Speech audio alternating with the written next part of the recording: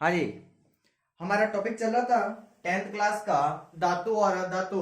और इस टॉपिक में जो हमारी कल की क्लास थी जिसमें हमने देखा एनोडीकरण क्या होता है, और जो हमारा टॉपिक चल रहा है वो चल रहे हैं धातुओं के रासायनिक गुणधर्म, जिसमें हमने सबसे पहले धातुओं के रासायनिक गुणधर्म में देखा कि धातु जब भी किसी वायु या ऑक्सीजन के साथ क्रिया करती है तो क्या होता है। आज हम देखेंगे सेकंड बिंदु, जब धातुएं जल के साथ क्रिया करती है तो क्या होगा। ठीक है, तो देखिए क्लास शुरू करते हैं। दूसरे गुणधर्म की बात करेंगे जिसमें हम देखते हैं कि क्या होता है जब धातुएं क्या होता है जब धातुएं धातु जल के साथ क्रिया करती है।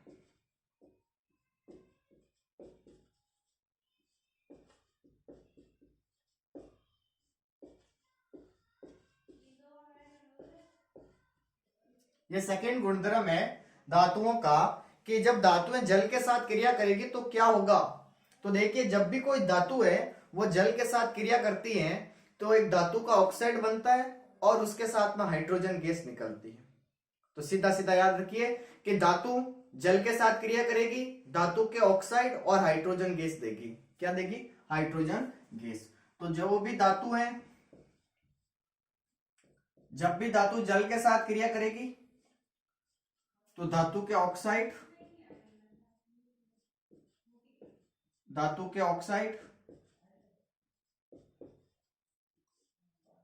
और साथ में क्या देगी? Hydrogen gas.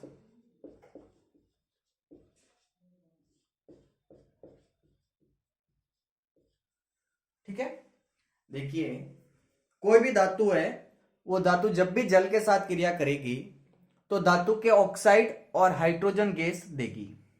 ये तो आपको सीधे सीधे याद करना है। अब कैसे? तो देखिए कुछ एग्जांपल लेते हैं, जैसे आप समझने का प्रयास कीजिए। जैसे मैं बात करना चाहूंगा सबसे पहले एक एग्जांपल की। सोडियम और पोटेशियम दो धातुएं आपके सामने, सोडियम और पोटेशियम।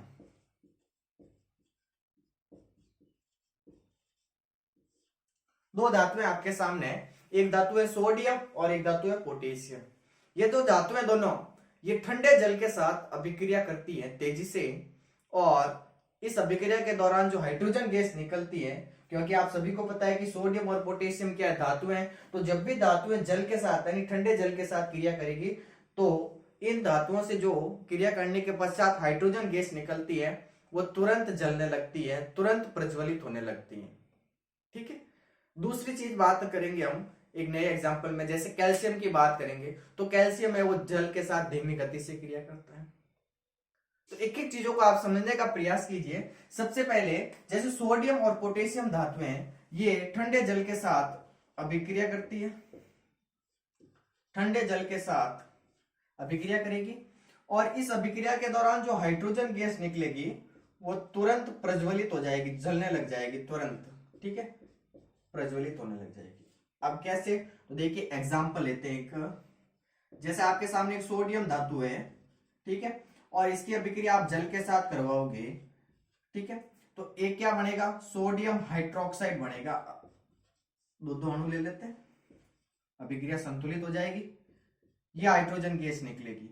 अभी जो हाइड्रोजन गैस निकल रही है ये तुरंत जलने लग जाती है, ठीक है, तुरंत प्रज्वलित होने लग जाती है। दूसरे एग्जांपल की बात करें, जैसे एक पोटेशियम है धातु, इसकी अभिक्रिया जब आप जल के साथ करवाएंगे तो पोटेशियम हाइड्रोक्साइड बनेगा जो कि एक धातु ऑक्साइड है। ठीक है, और साथ में जो हाइड्रोजन गैस निकलेगी वो तुरंत जलने लग जाएगी। एक एग्जांपल ये आपके सामने रहा। दूसरे एग्जांपल की हम बात करेंगे, जैसे मैं कैल्शियम की बात करें। कैल्शियम भी तो धातु है। जो कैल्शियम है ये धीमी गति से क्रिया करती है जल के साथ। मतलब जो कैल्शियम है ये पानी के साथ या जल के साथ धीरे धीरे क्रिया करेगी, और धीरे क्रिया करने के कारण इस अभिक्रिया में जो हाइड्रोजन गैस निकलेगी वो जलेगी नहीं, क्योंकि ये संपूर्ण प्रक्रिया जब होगी तो ऊष्मा कम मात्रा में निकलती है, और ऊष्मा कम निकलने की वजह से वो हाइड्रोजन प्रज्वलित नहीं होती। ठीक है, तो देखिए मैग्नीशियम एक धातु आपके सामने, कैल्शियम की बात कर रहे हैं। जो कैल्शियम धातु है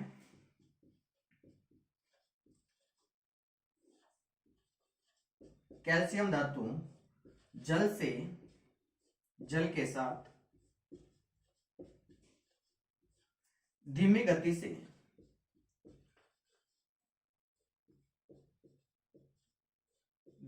से क्रिया करती है।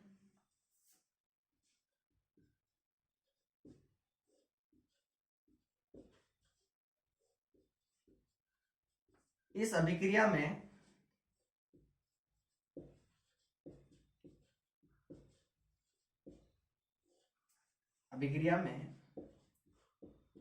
ऊष्मा यानी हीट कम मात्रा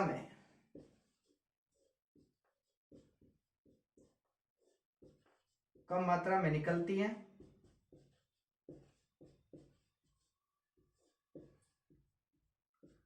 इस कारण हाइड्रोजन प्रज्वलित नहीं हो पाती है,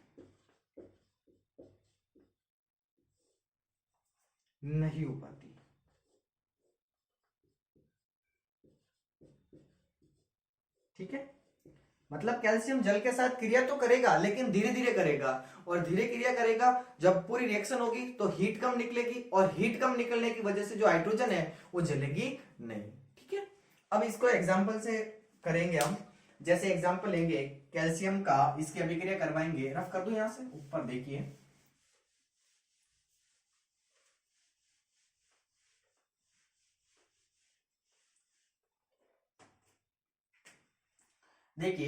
ये कैल्शियम है, जल के साथ क्रिया करेगा तो कैल्शियम हाइड्रोक्साइड बनेगा, CaOH होल ट्वाइस, और हाइड्रोजन गैस निकलेगी, ठीक है। अब ये जो हाइड्रोजन गैस निकल रही है, सॉरी तो नहीं आएगा, ये क्या रहेगा, ये हाइड्रोजन, इसमें क्या होगा कि ये ऊष्मा कम निकलती है, ऊष्मा कम उत्सर्जित होती है, और ऊष्मा कम निकलती है, इस कारण ये हाइड्रोजन प्रज्वलित नहीं हो पाती है, जलती नहीं है, प्रज्वलित नहीं होगी, ठीक है। और ये जल है तो ये धीमी गति से क्रिया करेगी, ठीक है। क्यों? क्योंकि कैल्शियम जल के साथ धीमी गति से क्रिया करता है, ठीक है। दो एग्जांपल आपके सामने, सोडियम पोटेशियम ठंडे जल के साथ क्रिया करेंगे, हाइड्रोजन तुरंत प्रज्वलित हो जाएगी। कैल्शियम जल के साथ धीमी गति से क्रिया करता है, हीट कम निकलती है, और हाइड्रोजन भी जलती नहीं है, ठीक है। नेक्स्ट एग्जांपल की बात करेंगे हम। एक जैसे मैग्नीशियम की बात करें तो मैग्नीशियम ठंडे जल के साथ क्रिया नहीं करता है, ठंडे पानी के साथ क्रिया नहीं करेगा, लेकिन गर्म पानी के साथ क्रिया करता है।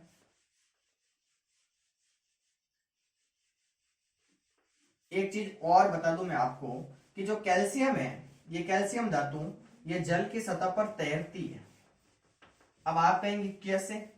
तो कैल्शियम जो धातु है, जब भी कैल्शियम और जल आपस में क्रिया करेंगे तो जो हाइड्रोजन गैस है वो बुलबुलों के रूप में निकलती है और कैल्शियम के ऊपर जम जाती है। कैल्शियम धातु के ऊपर वो हाइड्रोजन गैस के बुलबुले जम जाते हैं, जिसकी वजह से कैल्शियम जल की सतह पर क्या करता है? तैरता है। ये याद रखिए आप, कैल्शियम धातु है ना, कैल्शियम धातु जल पर तैरती है या जल में तैरती है, जल में तैरती है। मैग्नीशियम भी तैरती है, ये भी याद रखना। तीसरे एग्जाम्पल की बात करें कि जो मैग्नीशियम धातु होती है आपके सामने, एक धातु है मैग्नीशियम। ये जो मैग्नीशियम धातु है ये ठंडे जल के साथ क्रिया नहीं करती है, गर्म जल के साथ क्रिया करती है। कैसे? देखिए मैग्नीशियम पहले लिख लेता हूं, ठंडे पानी के साथ क्रिया नहीं करेगी, ठंडे जल के साथ क्रिया नहीं करती है, लेकिन गर्म जल के साथ क्रिया करती है।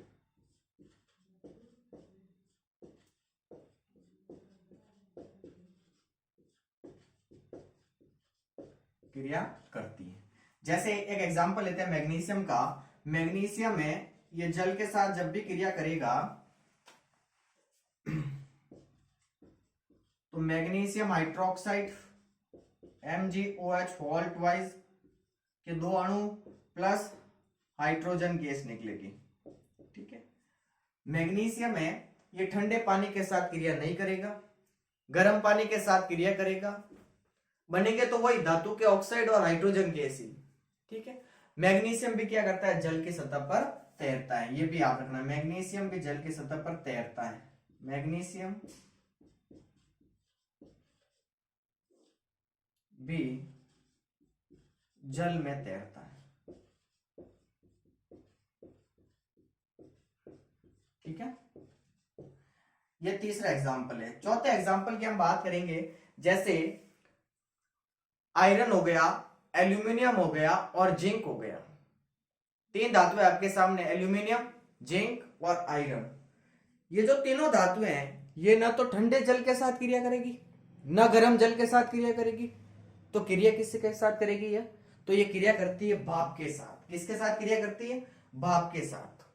बाकी वही बनेंगे, धातु के ऑक्साइड और हाइड्रोजन गैस ही बनेंगे। लेकिन क्या है कि जो एल्यूमिनियम है, जो आयरन है और जो जिंक है, ये न तो ठंडे पानी से क्रिया करे, न गर्म पानी से क्रिया करे, और क्रिया किससे करे? सिर्फ और सिर्फ भाप से। भाप भी तो जल ही होता है, तो भाप से क्रिया करती है, ये याद रखनी है। तीन धातु आपके सामने, एक है आयरन, एक है एल्यूमिनियम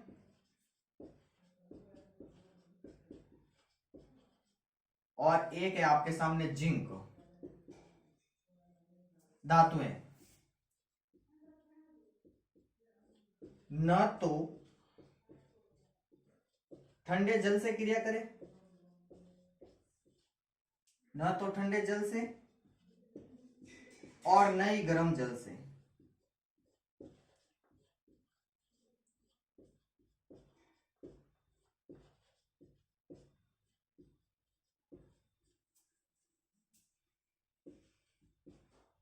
क्रिया नहीं करती है,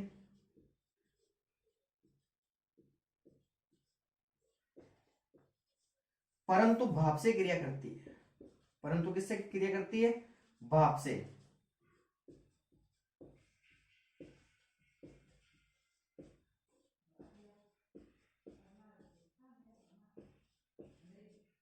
ठीक है, तो ये तीन चीजें आपको और याद रखनी है कि एक धातु है आयरन, एक है एल्यूमिनियम और एक है जिंक। ये ना तो ठंडे पानी से क्रिया करेगी, ना गर्म पानी से क्रिया करेगी, लेकिन भाप से क्रिया करेगी। कैसे क्रिया करेगी? तो देखो एक एग्जांपल लेते हैं, ऊपर वाला रफ करते हैं और यहां से लिखते हैं।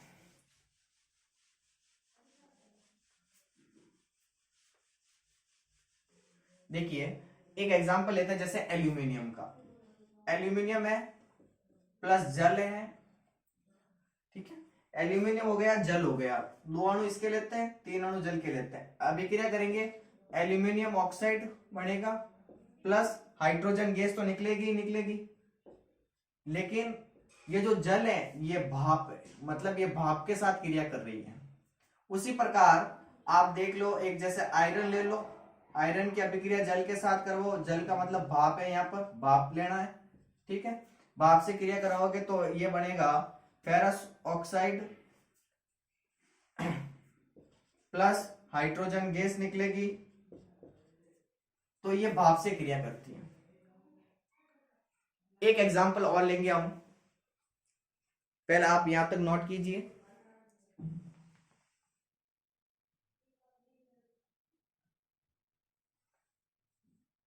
हो जाएगा यार? अब देखिए, एक है धातु लेड, एक है कॉपर और एक है सिल्वर। लेड, कॉपर, सिल्वर, ये तीन धातुएं आपके सामने है। एक लेड हो गया, एक कॉपर हो गया और एक सिल्वर हो गया। यह जल के साथ क्रिया तीनों के तीनों नहीं करती है, जल से क्रिया नहीं करती है। तो पांचवा बिंदु आपके सामने है, लेड, कॉपर और सिल्वर।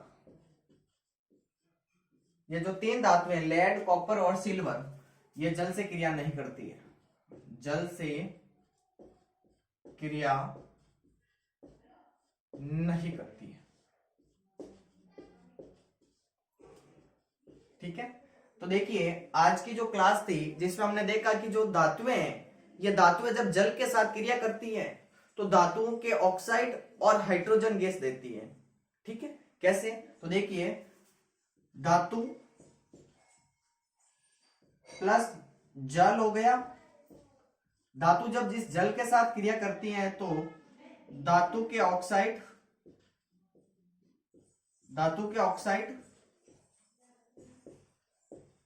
और साथ में हाइड्रोजन गैस देती है। ठीक है, अब इसके लिए हमने 4-5 एग्जाम्पल देखे। जैसे सोडियम और पोटेशियम धातुओं की बात करें तो ये ठंडे जल से क्रिया करती है, मतलब ठंडे पानी से क्रिया करती है। और इस जो ये सोडियम और पोटेशियम धातुएं हैं ये अभिक्रिया करती है, तब जो हाइड्रोजन गैस निकलती है वो तुरंत प्रज्वलित हो जाती है, मतलब तुरंत जलने लगती है। उसी के साथ एक बात कर रहे हैं, जैसे कैल्शियम है, कैल्शियम धातु ये पानी के साथ धीमे धीमे क्रिया करती है, धीरे धीरे क्रिया करती है, अभिक्रिया में ऊष्मा कम निकलती है, इस वजह से हाइड्रोजन जलती नहीं है। तीसरे एग्जाम्पल की बात करें तो जो मैग्नीशियम है ये ठंडे पानी से क्रिया नहीं करता है, जबकि गर्म पानी से क्रिया करता है। कैल्शियम और मैग्नीशियम जो दोनों धातुएं हैं ये पानी की सतह पर तैरती है। अब ऐसा क्यों होता है? तो इसका कारण मैंने बताया था कि जैसे मान लीजिए आप कैल्शियम है और कैल्शियम जल के साथ क्रिया कर रहा है और जो हाइड्रोजन गैस मिल रही है, और वो हाइड्रोजन गैस के जो बुलबुले है वो कैल्शियम के ऊपर चिपक जाएंगे, चिपकने की वजह से वो पानी की सतह पर तैरती है। वैसा का वैसा सिस्टम मैग्नीशियम धातु के अंदर भी होता है। फिर हम बात कर रहे हैं, जैसे एक धातु है आपके सामने आयरन, एक हो गई जिंक और एक हो गया एल्यूमिनियम। ये जो धातुएं हैं तीनों के तीनों, ये न तो ठंडे पानी से क्रिया करेगी न गर्म पानी से क्रिया करेगी, क्रिया करेगी भाप से। फिर लेड, कॉपर, सिल्वर हो गया, ये सारी की सारी जो धातुएं हैं ये जल से क्रिया नहीं करती हैं। ठीक है, तो आज की क्लास में हमने देखा कि धातु जब जल के साथ क्रिया करती है तो धातु के ऑक्साइड और हाइड्रोजन गैस देती है। धन्यवाद, अगली क्लास में मिलते हैं नेक्स्ट टॉपिक के साथ में। आज के लिए धन्यवाद।